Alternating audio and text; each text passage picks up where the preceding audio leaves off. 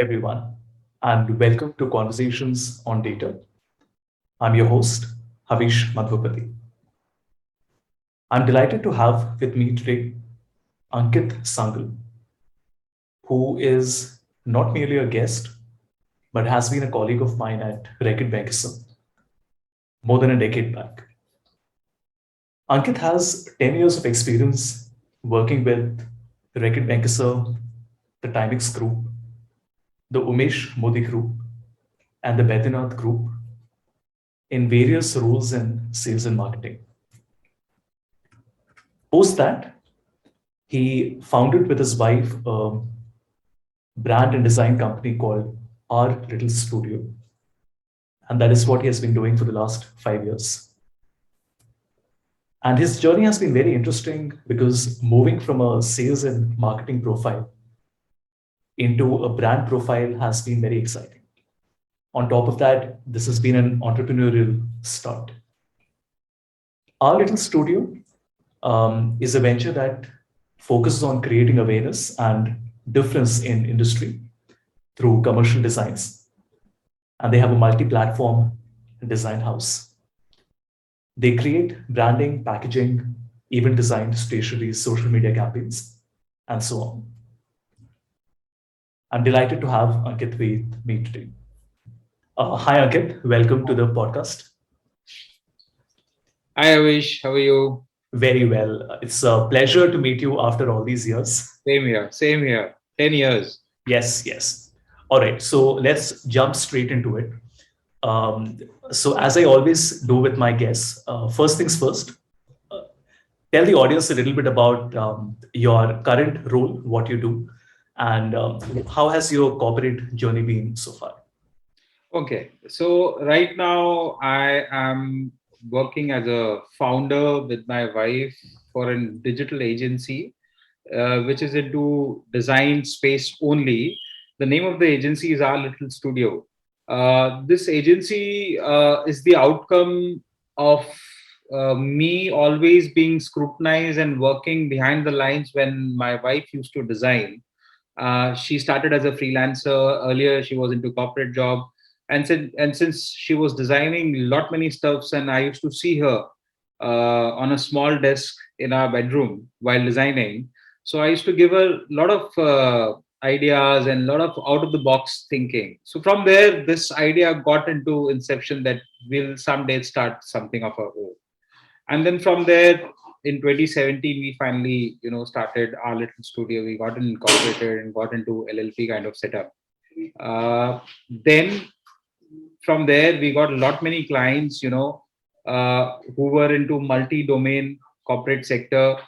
Our challenge was very clear that we don't wanted to get into a very specialized design service kind of sharing uh, uh, platform. Why? Because I was coming from a corporate background, sales and marketing was my background. So I wanted to get into multi-domain sector where anybody, any industry person coming to me and asking for a solution in terms of designs, and we used to provide it. So we started our little studio, and what helped initially with our little studio is that Disha did a lot of groundwork already as a freelancer. And the biggest hurdle for anybody who's getting into this domain was to showcase the portfolio. Somebody who will come to you and ask for your services in design domain will definitely ask for the portfolio. So we had a lot of work already to showcase because Disha was doing freelancing. And the good part was everything was multi-domain. I mean, you talk about hospitality, we had something to show. You talk about healthcare, we had something to show. You talk about automobile. So every sector was covered already while she was freelancing. So this helped us, and then we categorized everything into a proper industry basis categories, and from there, slowly and gradually, we got a lot many projects, and we started building up.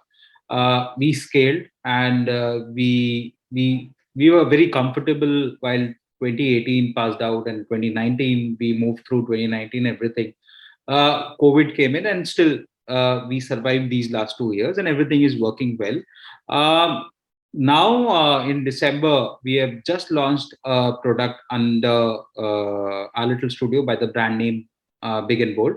Again, this is into a leather accessories, which is very high end, which is authentic leather and real leather.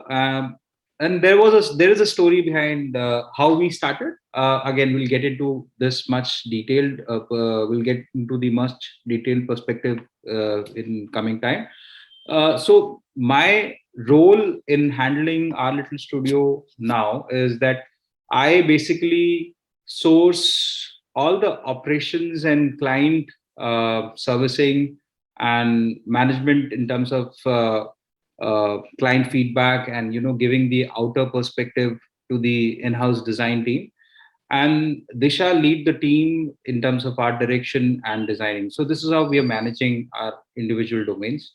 If we talk about how sales is helping out, so it is giving me a perspective where I can understand what in each of these segments client is looking at.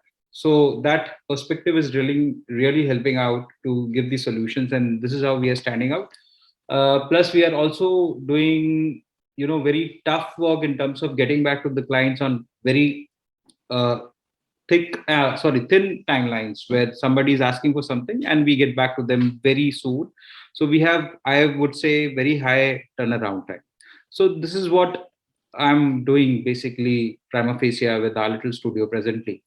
So it is an unconventional journey. I started 14 years back as a sales executive with Reckitt Benckiser. Then everything is working out with the OLS and Big and Bold. Wonderful.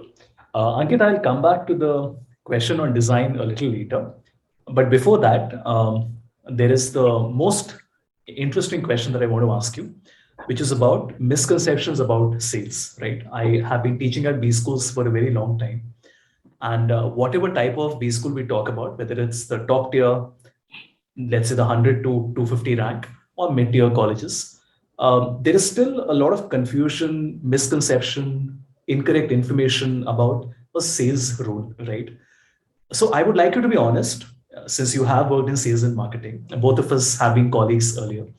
Um, it is not about painting a rosy picture or putting it under the bus and saying, no, no, it's a compromise and it's tough and it's, of course, it's not that. It's a combination of everything. But could you just share with everyone some misconceptions about sales, right? And what is exciting about it and why should people enter it? Okay. To begin with, sales is never taught in any of the management school. This is my first and foremost statement to describe sales. It is always marketing. Sales is mostly, a grasping attribute which you learn while you are, working on the job. It is more about experience, and everybody, learns about it in his own way.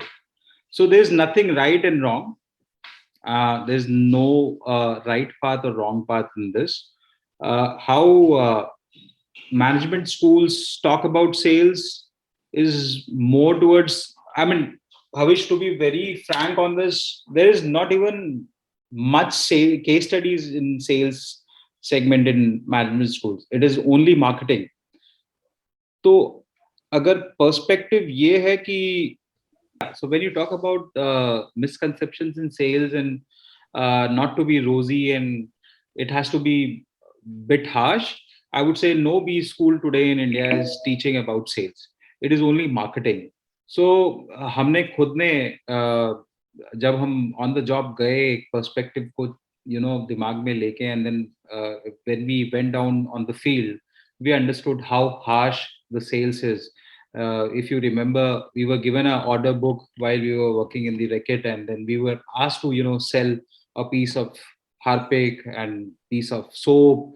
We were going shop to shop and booking the order. So from there I'm coming. This is how if you want to really understand what sales is, then I would definitely suggest that if B school students get a chance to go on an internship or a sales stint, they should enter FMCG companies and try and understand what training they are getting in terms of sales. So sales is really difficult. Major, attribute is speaking. You should be very clear in terms of what you are offering to somebody who is willing to buy. That has to be very clear. I mean, this is basic. This is today. This was 20 years back. This was 10 years back when we were on the ground. This used to be the same. What MBA colleges are not doing is, if you remember, Havish, we used to have mock calls while product launch.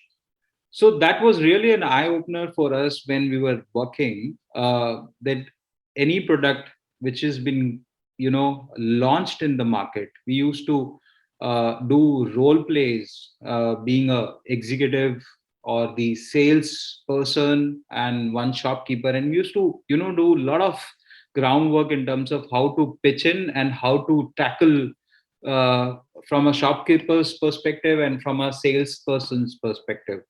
So these are the things which, B schools should do. They must be doing it. I'm not very much attached to B schools at this point in time. They must be doing it, but this is the key. I mean, you have to have the understanding of the market by getting into the market, and this is not taught anywhere. This can't be taught anywhere. Sentiments and psychologies run the sales domain. So you cannot write a Bible for sales. It is not run by principles. It is run spontaneous and instantaneous. So things are really tricky here, but gradually people who are interested in sales, they will learn sales by experience. So this is what I'll contribute to it. Yeah, no, that's very helpful. And I think what you say, that they have to get a real picture, right? And they have to not just wait for an opportunity, but proactively do an internship. And that is what I tell students. So I offer about 100 live projects every year, right? Mostly in the area of analytics. And students will come and say, give us a problem statement. And I tell them that half the skill that I'm looking at is your ability to identify problem statements. Right. If I give you a problem, I give you an Excel and I tell me the top 10 customers in a trend line and a chart. I mean, I don't need you for it, right? I don't need your degree for it and your education qualification. So you have to do your research, just like, and I'm sure you will agree, Ankit. So when we pitch to a new client, do we go empty handed? Of course not. We do put in so many hours of research. We look at competitors, we create a portfolio. In your case, it would be a design portfolio. In my case, it would be, let's say, a data visualization or a model. And when the meeting happens, we have to show them these 10 things, right? Right. And maybe we don't get the project. That is how business works, especially for entrepreneurs. Maybe out of every 10 conversations, one will convert. And that's great. But this is what students don't realize, that they have to, when they're applying for a project, they have to send something. And when they come back, they say, but we thought what we do might not be of very good quality. And I tell them that doesn't matter. Nobody expects as a student a lot of fancy stuff, right? But what we're looking for is the effort and the perseverance, that you're going out of your way and not caring about the other 99 students who are not doing anything, but are you doing it, right? And rewards do come. It's just about being persistent. So I completely agree with your point that we have to actively search for opportunities in sales, and maybe that's not their cup of tea, but at least they will make an educated decision, right? And not Right. Yeah. Sorry. So I just to add in, my first sales experience was, I was selling resumes by Times Job. So this was, I'm talking about 2015. They used to have a job fair in Pragati Maidan. So they had a couple of students from B school, and then they said कि आपको रोज जो है कम से कम 20, 30, 25 resumes बेच के आने हैं, which are like properly articulated, and resumes making services आपको बेच के आनी है, where people will get in touch with the prospective person who wants to get the resume design and content and everything. So आप वो services बेच के आने. So again, adding to your part, that perspective and efficacy and effort and everything, वो तो है ही, आप करके सीखते हो, एक के बाद एक के बाद एक के बाद. When you have 20 rounds of calls for a single product every day, आप एक के पास गए, आपने कोई चीज ऑफर करी और वो चीज वहां से रिजेक्ट हो गई या उन्होंने इंटरेस्ट शो नहीं किया, so then you learn what is the problem or what is the point where the particular person showed a disinterest or questioned you where you were not having the answer, and then you gradually upgrade yourself. Then round 2 you have the answers, but again somebody gave you a third question for which you were not having the answer. So up layer by layer, so it's somebody who is in the sales has a learning by layer. So this is how you have to learn. It is not a one day job. Again, effort तो है ही है, आपके पास वो कितना experience है और कितना आप ऑन द जॉब सीखते हो, वो सारे एफर्ट्स भी है. Right, right, absolutely. Coming back to design, Ankit, so you guys work in a design firm, you handle design for different clients. But for the layman, somebody who does not have access to paid software like Adobe, but in a typical setup is creating PowerPoint presentations every day, and the manager will come back and say, I wish it could be better, it could look a little different, it could look more professional. Look at a report that PwC is creating, right? So this is something that I train organizations and B schools on, where I tell them, let's say, just all principles, how colors go with each other, how to use Adobe Color Wheel, how scalable vector graphics work so that you can ungroup it. What would because this is your area of specialty, if you had to tell this to everyone, somebody in finance, marketing, supply chain, HR, to learn certain things in design, right? Not technical things, but just general things that are important in design, what would those things be? Okay. So basic 3-4 pointers to somebody who wants to understand in terms of presenting something which is aesthetic in terms of look and feel, and gives a feeling to somebody who's interacting with your presentation, is number one, everything has to be well aligned. Number two, the font usage should be as per the occasion. I mean, if the factor is serious, it has to be serious. If factor is casual, it has to be casual. The size of the fonts, font usage, these are really important factors in terms of making anything. Color segmentation and color usage is really important. So these are the three key aspects for any design.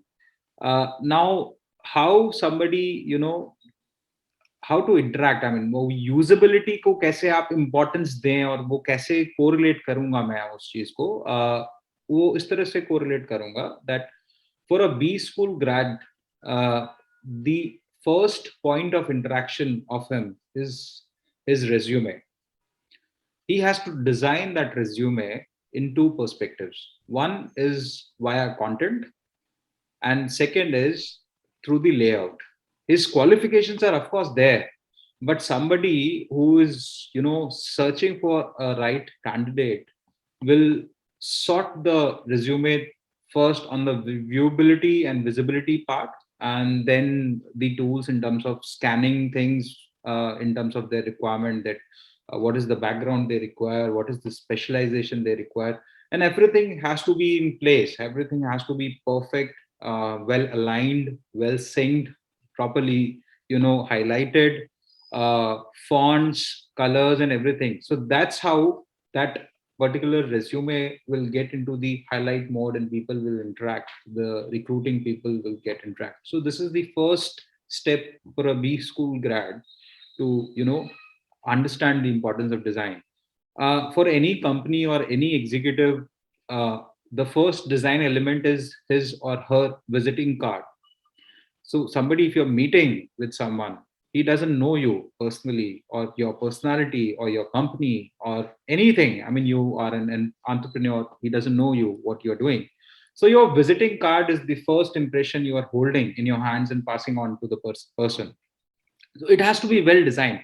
To give you the perspective, everybody must have got visiting card of a a person who is selling Bisleri bottles, or who's doing the home delivery of a Bisleri bottle, or the electrician, the who is providing services in the locality, their business card versus somebody who is coming from urban club and sharing a business card with you saying that, okay, sir, we are from urban club and we are providing salon service, or we are providing a plumbing service or anything. So again, clutter and declutter and the presentation. This is the difference in terms of designs and your functionality and your interaction with you. So the business card is the first point of interaction. So कहने को वो बहुत छोटी सी चीज है, business card है, but उसको भी aesthetically अगर design नहीं किया, so then you will not be taken seriously. अब अगर एक electrician आपको एक business card देके जाता है अपना, जो कि सब देके जाते हैं एक locality में,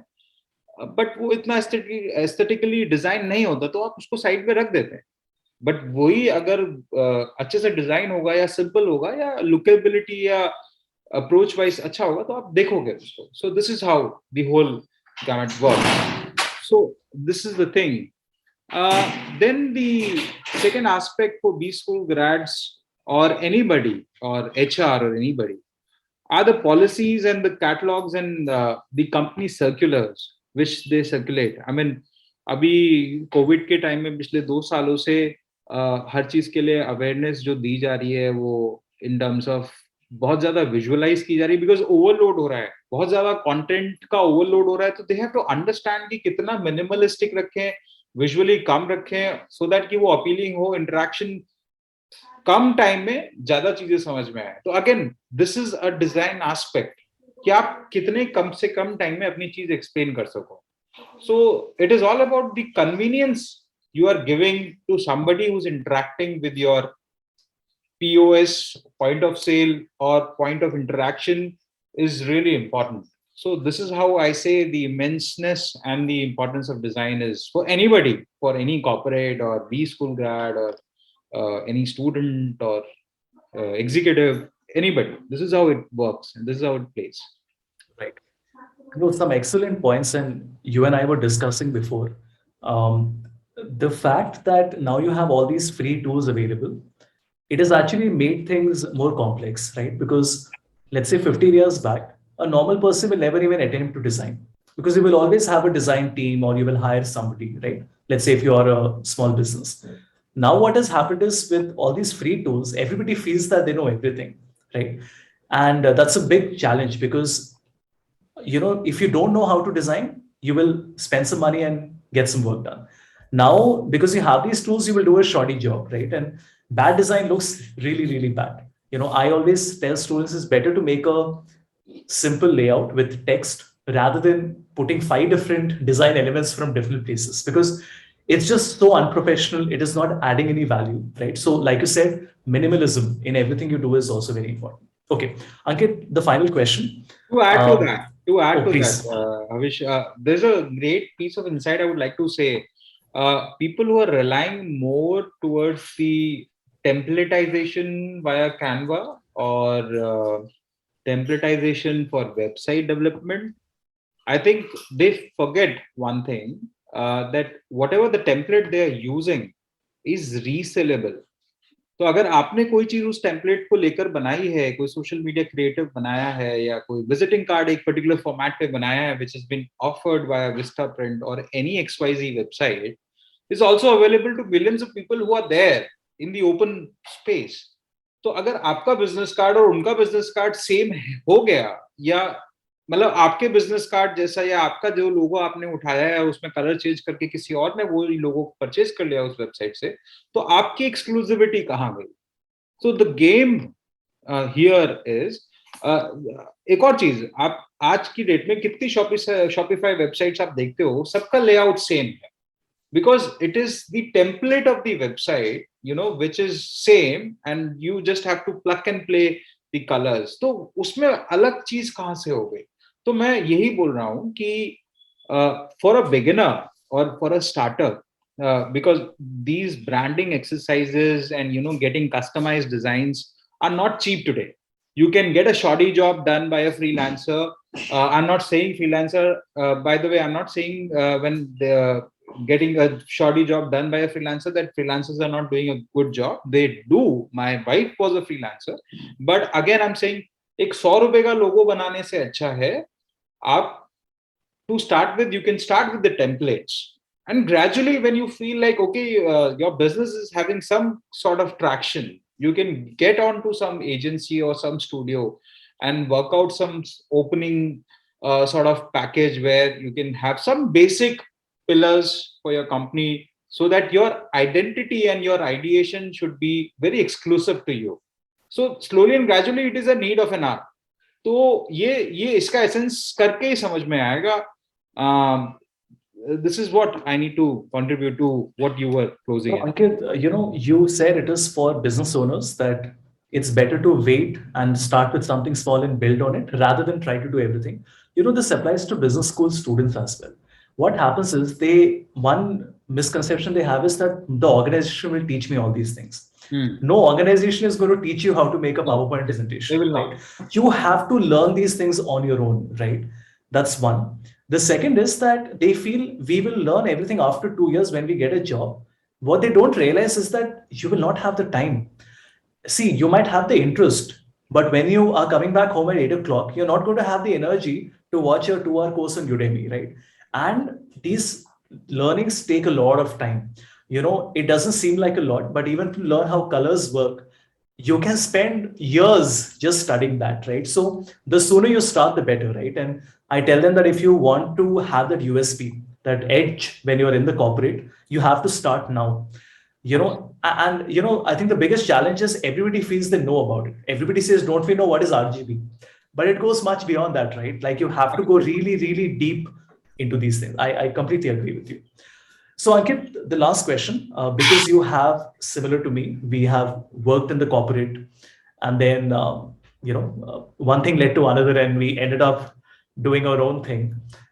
What honest advice would you give to MBA students? Because a lot of them want to become entrepreneurs, right? And I always tell them it's not easy, right? It's very difficult, right? For so many different reasons. Like some reasons everybody knows is the risk, right? And the fact that you have to raise money and this and that. But I tell them there are some other things you don't realize. Like for me, working as an independent consultant, the biggest challenge I've faced is not having anybody to talk to. It's a very solitary exercise. There is no HR. There is nobody to give you a pep talk. There is no town hall, right? When you're in the job, you don't like those things. You feel what is the point? But when you are doing your own thing, you realize there are no breaks because you're literally working 7 days and you don't know when to stop, right? So, but of course, there are the good things, that freedom that you have and the fact that you're creating something of your own. So, what would be your advice to students who are on the edge? They're on the fence. They're deciding whether they should become an entrepreneur. I'm not talking about working with startups, but I'm talking about somebody starting their own setup, right? Whatever that might be. So, what would be your advice to them? Okay. There are a couple of things which I would like to give them in bits and pieces. That good, they are trying to start and they want to start right from where they are, they're at the fence and they want to start there. So first thing, there's nothing right and wrong. कुछ सही या कुछ गलत नहीं है. It is more about your conviction. If you're convinced about your offerings, whether it is a service or a product, and you're solving a problem, and in fact, it is not really important that you are solving a problem. अगर आपका product सही है, in fact, आप किसी का copy भी कर रहे हैं concept, it is always like get in because you really want to get in. आपको करना है तो आप करिए उस चीज को. Conviction is really important. Number two, experience is really important. Like आप अगर 2 महीना भी कुछ करके छोड़ देते हैं, as in you started off that you want to do something and then आपने कुछ किया startup के mindset से and 2 महीने के अंदर wrap around हो गया, वो 2 महीना waste नहीं है, वो आपका experience है. So experience is really important. With experience, confidence, you will gain some confidence as well. But that confidence has to always fall in line. Why I'm saying this? Because overconfidence, the moment you will be there is a very thin line. Everybody says बहुत छोटी सी line है, confidence over confidence, but really वो confidence का जो threshold है वो आपको बहुत tightly पकड़ना पड़ेगा, because the moment you are off the line, वो आपका learning curve, आप कहीं भी stand नहीं कर पाएंगे उस learning curve पे. तो वो confidence को जरा check में रखें. Learn and unlearn both are really important. आपने कुछ सीखा उस मोमेंट के हिसाब से वो जरूरी है, लेकिन कहीं आपने उस जर्नी में कोई ट्विस्ट लिया, आपने कोई टर्न लिया where something is not working out, and then suddenly you get to start something different of what you've started. So then you have to unlearn basics there, and then you have to unlearn the special things which were core for that particular line, and then you have to relearn things. So to give you an example, I started as sales and marketing, and now I'm working in a creative agency. So sales and marketing, you started as a product person, and now you're working as a creative agency and you're selling services. So it is, the concepts may be same कि बेचना है आपको design, इधर product बेचना है, इधर design बेचना है, बट प्रोडक्ट एक अलग माइंडसेट से बेचा जाता है और सर्विसेज एक अलग माइंडसेट से बेची जाती है. So certain things which I learned while selling product, I had to unlearn and plan and relearn things with the experiences, and then got into this sector. So this is really important. And number 3 and 4 is that you have to really respect people who are there in the industry before you.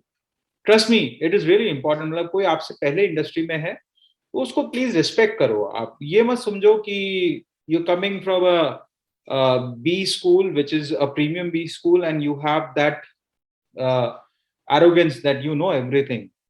It is really not the right kind of attitude. You have to really respect people who are there in the industry, and they'll get you some experience, they'll add up to your culture, they will give you certain insight. You never know which might help you and which might give you helping hand consciously or subconsciously. So these are the things. I mean, जिसको startup करना उसको हम क्या ज्ञान दे हविश. So to be very basic here, but these are the things which I've over the 15 years of time, ये कुछ course हैं जिन पे मैंने काम किया है और मुझे समझ में आता है कि ये important है. So this is the piece of advice I'll give. No, I agree. I think definitely, see, it's high risk, high reward, right? I mean, when you're doing your own thing. And I think I genuinely believe that if you need motivation to become an entrepreneur, then probably you should not do it, right? I mean, if you want to be an entrepreneur, then you will do it. You don't need people to constantly tell you what is the good thing about it and why you should do it, right? I think then you're in the wrong area. That's one. Also, I think when you become an entrepreneur, like you said, judging on face value is a very bad thing. Even in the corporate, Ankit, when, see, we have been there, when you're young, when you're in your 20s, you see people and you wonder, that person is a national sales manager.